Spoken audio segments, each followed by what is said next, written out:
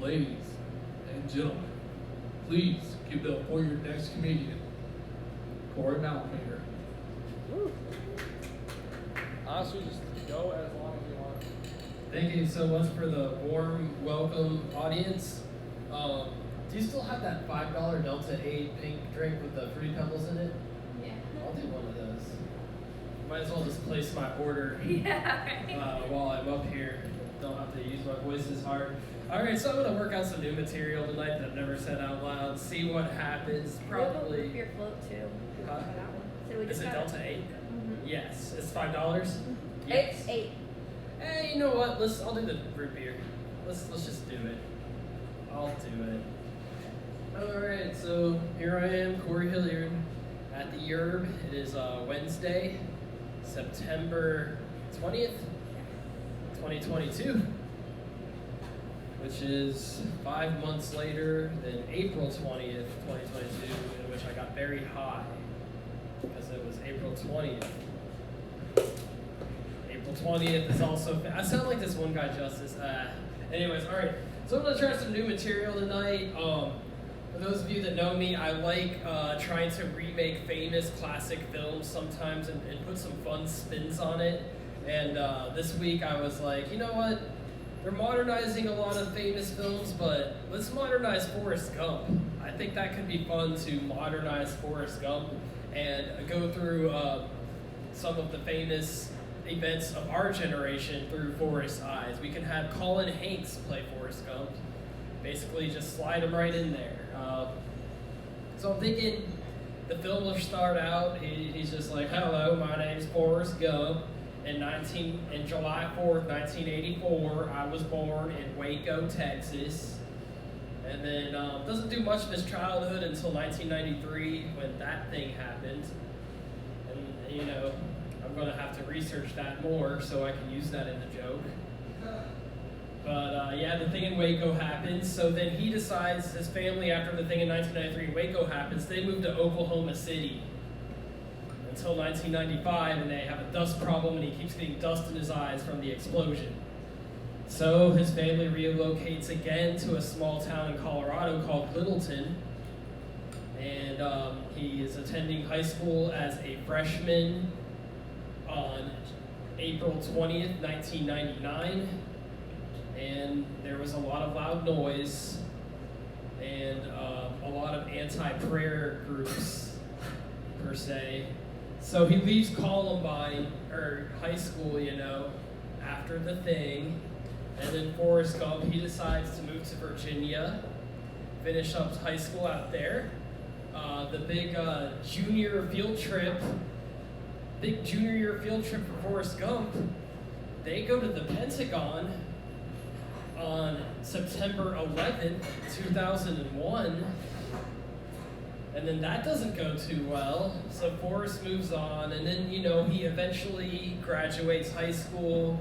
He, we'll say he goes to Afghanistan for a few years to re-educate some people, and then eventually he comes back, and he's a substitute teacher at a small school in Connecticut.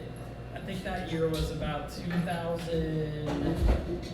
When was Sandy Hook? What was that, like 2011? 2012? Yeah, I think that's when I quit teaching. I was like, fuck this noise. So yeah, he ends up being a teacher at Sandy Hook, and then that doesn't go well. Then we find Forrest on his next adventure. He goes to, he wants to learn more about gay culture in Orlando. In 2016, he goes to a club. Everybody's friendly except one guy because of his tour in Afghanistan. Maybe that sparked something. You never know. So Forrest, you know, he's done with America at this point. So he finds himself, and he does the monologue. I gotta learn the impression for this bit. And there I was.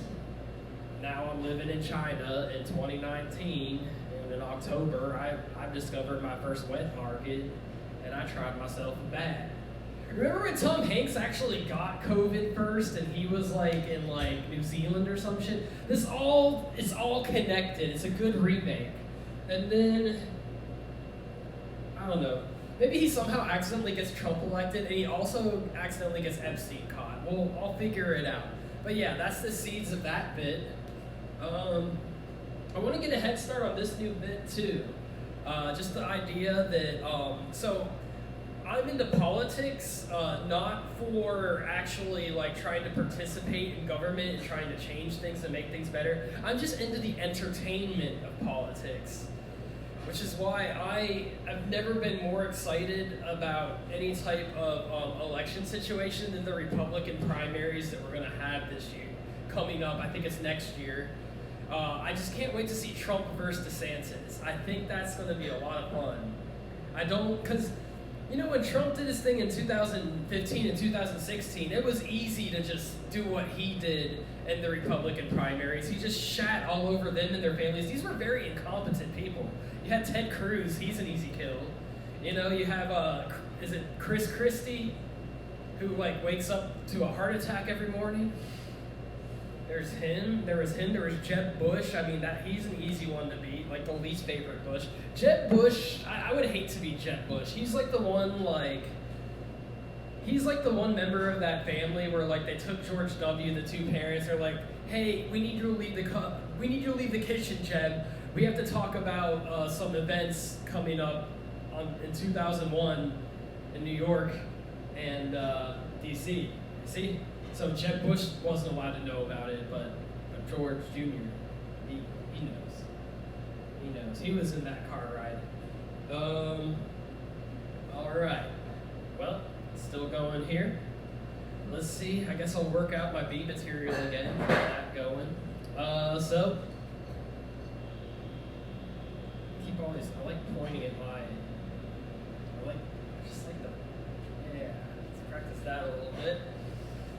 All right, so where do I start here? Yeah, so again, my name is Corey Hilliard, and as you can tell, I like to take negative things and give them positive spins, sometimes vice versa. An example of that would be if I could combine one book with one movie, I would combine The Diary of Anne Frank with Home Alone.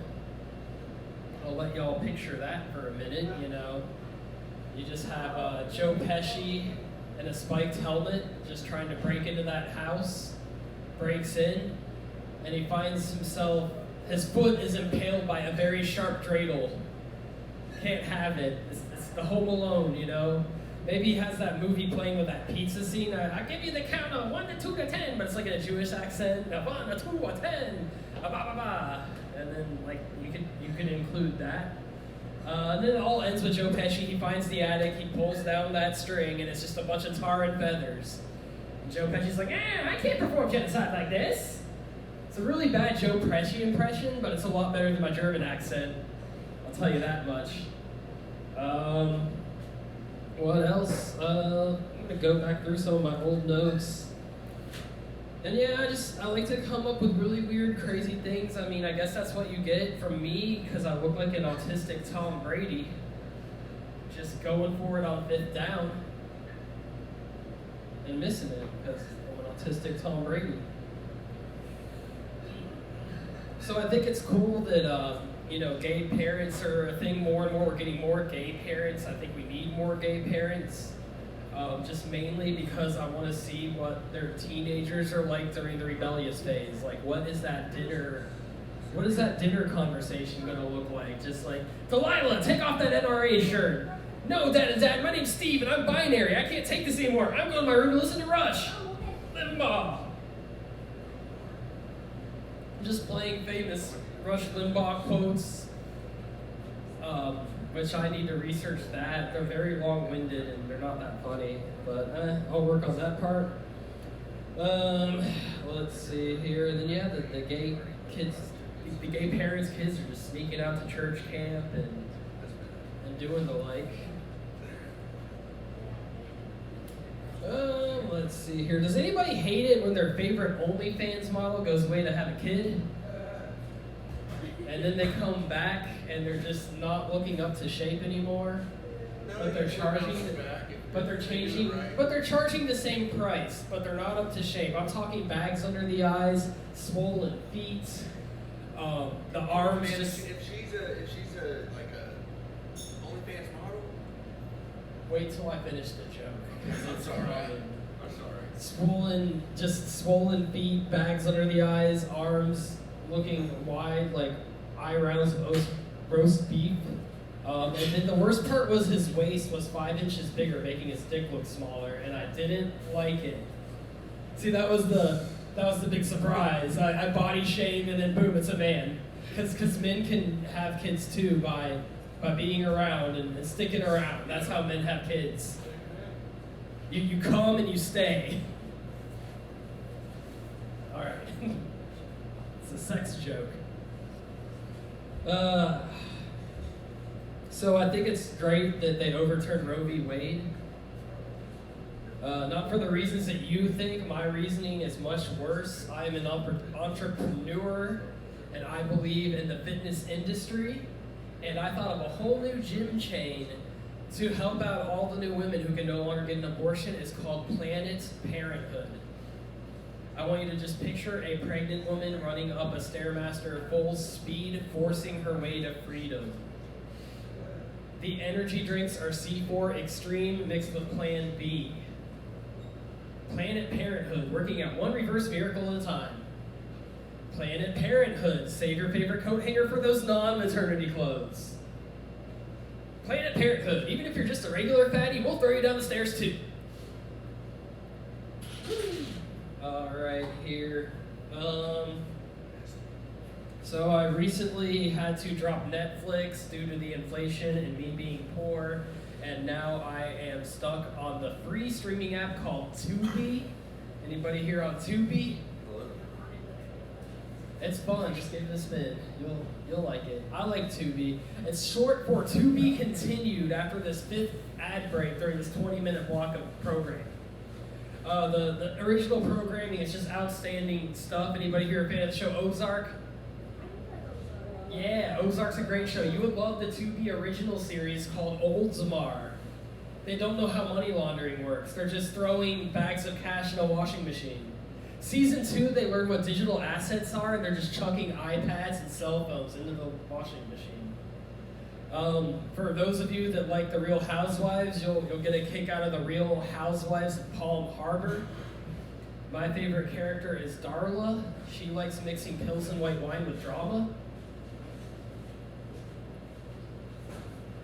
What did Snoop Dogg say when he traveled back in time to Nazi Germany?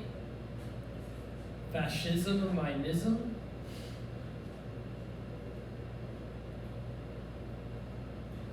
Let's see here. So, we tried to order pizza at work the other day. We tried to take a poll. It was a Wednesday of where we were going to get pizza from. One person was like, I really want Little Caesars. I'm a big fan of the crazy bread. Somebody else was like, I don't know. I kind of want to get Hungry Howie's because it's Wacky Wednesday. And I'm just thinking, wow, pizza chains, that's enough mental illness innuendos. Or is it? Because I thought of some new mental illness themed pizza dishes from some of our favorite pizza chains. If anybody wants to shout out a pizza chain, I will give you a brand new mental illness themed dish. Domino's. We are going to go with the Domino's pasta a la Alzheimer's. So basically you get a triage of fresh noodles, premium meats, premium cheeses. The chef puts it in the oven at 425 degrees. He goes into the break room. He watches Fox News until he falls asleep, and then the store burns down. It's the pasta a la Alzheimer's. It's to not be forgotten. All right, I got another mental illness themed pizza dish for a chain. Somebody give me a chain. Papa John's, one of my favorites. Love me some Papa John's. I think it's a nice, wholesome, maybe borderline conservative, family-themed pizza chain. The owner got in trouble for using the N-word, and I think that's a lot of fun. Not that him using the N-word, I just think the whole fiasco was hilarious.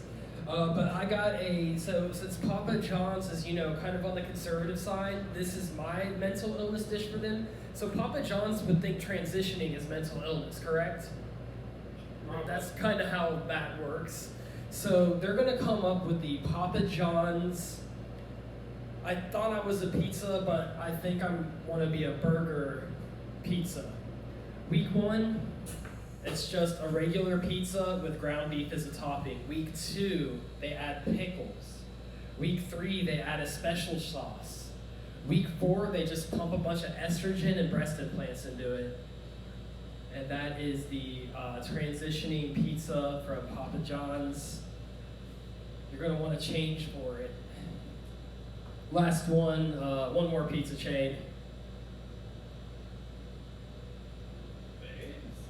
Babes. Well, Domino's. I did Domino's. We'll do Little Caesars. Jets. Okay. Yeah, we can do Jets. It doesn't matter. I'm gonna do the same joke anyways. It'll be the Jets. What was my third mental illness one? I had a fun one for the third one. Shoot, I think I forgot it.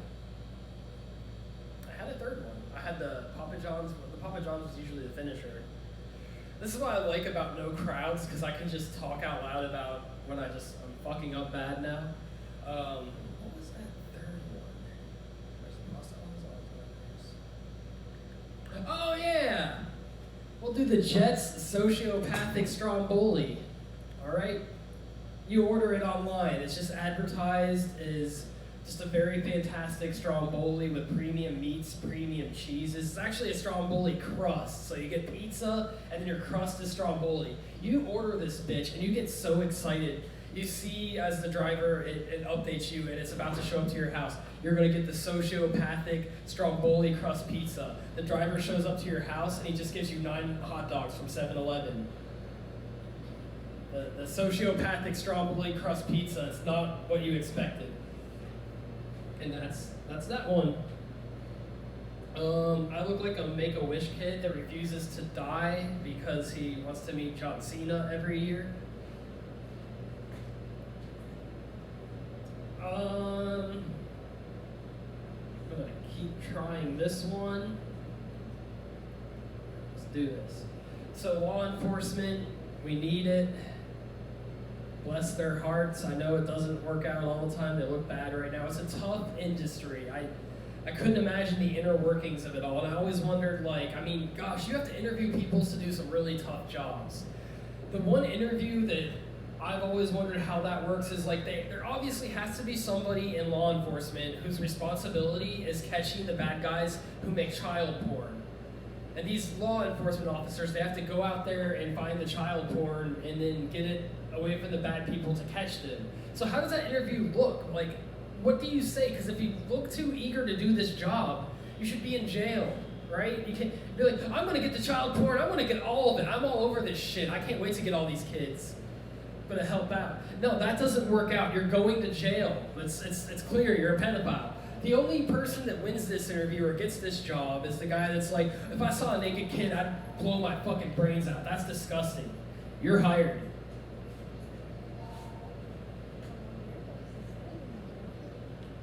So I recently found out I'm polyamorous.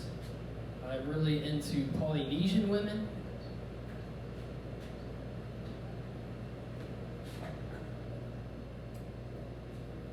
I might end here. Let me just see if anything on any of these pages. I've always wanted to give professional wrestling a try. I did 2 years ago, and it did not go so well. I created my wrestling character. My name was the Ultimate Warrior. And I would basically just call the cops every time I thought somebody looked hurt in the ring, which was every match, and they threw me out. And last one. What did I look at before I said last one? Oh, okay, guns. I love being a Floridian because we are, if anything else, the gun state. I mean, even our state's kind of shaped like a gun.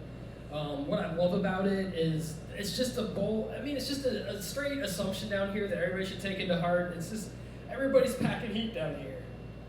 Almost everybody assumes that, and that's a good thing because if somebody thinks you have a gun, they're not going to fuck with you. They're not going to rob you. You're protected.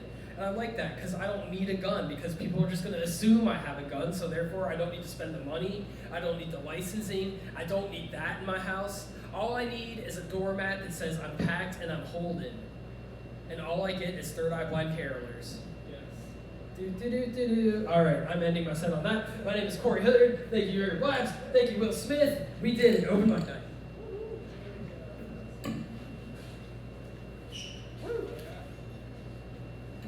Give it up for Corey Mountain Meter. Hilliard. Alright, I'm still here for a minute anyways.